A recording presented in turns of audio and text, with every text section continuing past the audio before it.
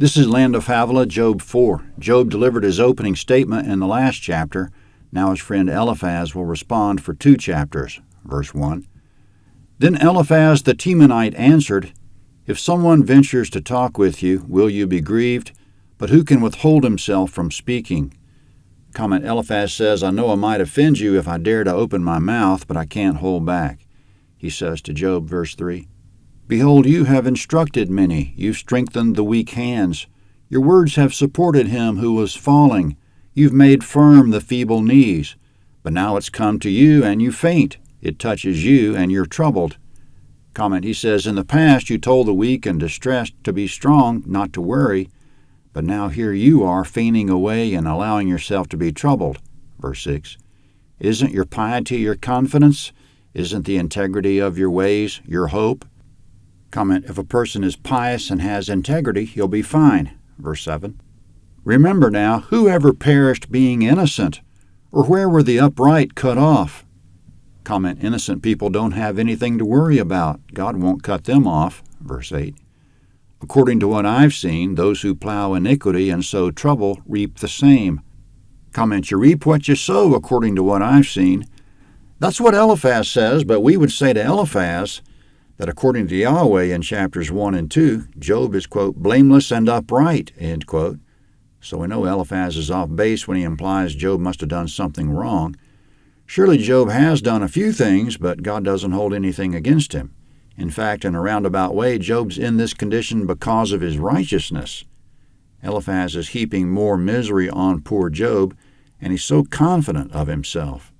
Getting back to what Eliphaz says, speaking of those who sow trouble and iniquity, verse 9, By the breath of God they perish, by the blast of his anger are they consumed. The roaring of the lion and the voice of the fierce lion, the teeth of the young lions are broken. The old lion perishes for lack of prey. The cubs of the lioness are scattered abroad. Comment: It doesn't matter how great and strong a person might seem. He can be strong as a lion, but if he sows iniquity, God will blow on him and consume him. Eliphaz is clearly implying that God's angry with Job. Verse 12. Now a thing was secretly brought to me. My ear received a whisper of it.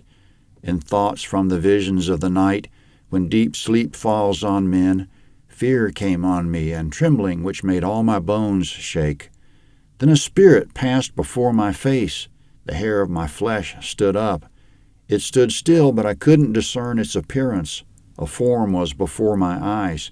Silence. Then I heard a voice saying, Comment: Eliphaz says dramatically that he had a dream from the supernatural. In the dream, a sense of dread came over him, and there appeared a ghost-like figure that made his hair stand on end. He tried to make out the features of this figure, but couldn't. Then the figure spoke. This is what it said. Verse 17. Shall mortal man be more just than God? Shall a man be more pure than his Maker? Behold, he puts no trust in his servants. He charges his angels with error. How much more those who dwell in houses of clay, whose foundation is in the dust, who are crushed before the moth. Between morning and evening they are destroyed.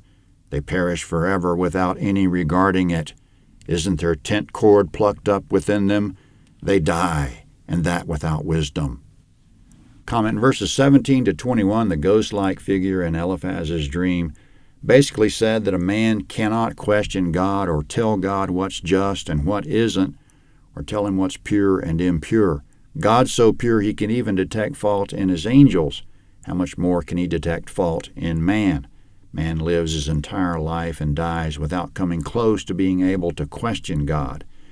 Speaking of being able to detect fault, Eliphaz should realize he's at fault. He isn't coming out and saying it, but he's still implying that Job is at fault and that Job should not question the justice of any of this. Jesus' statement applies to Eliphaz here that a person should take the log out of his own eye, then he'll see clearly to take the speck out of his brother's eye, Matthew 7:5. The log in Eliphaz's eye is that he thinks Job deserves what he got. The speck in Job's eye is that he's bitter about his condition.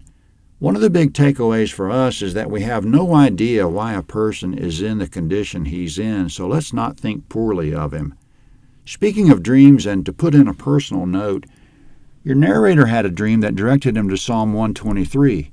It's a warning to anyone who's at ease that he shouldn't scoff at his neighbor who's in distress or hold him in contempt. Job 5 is next.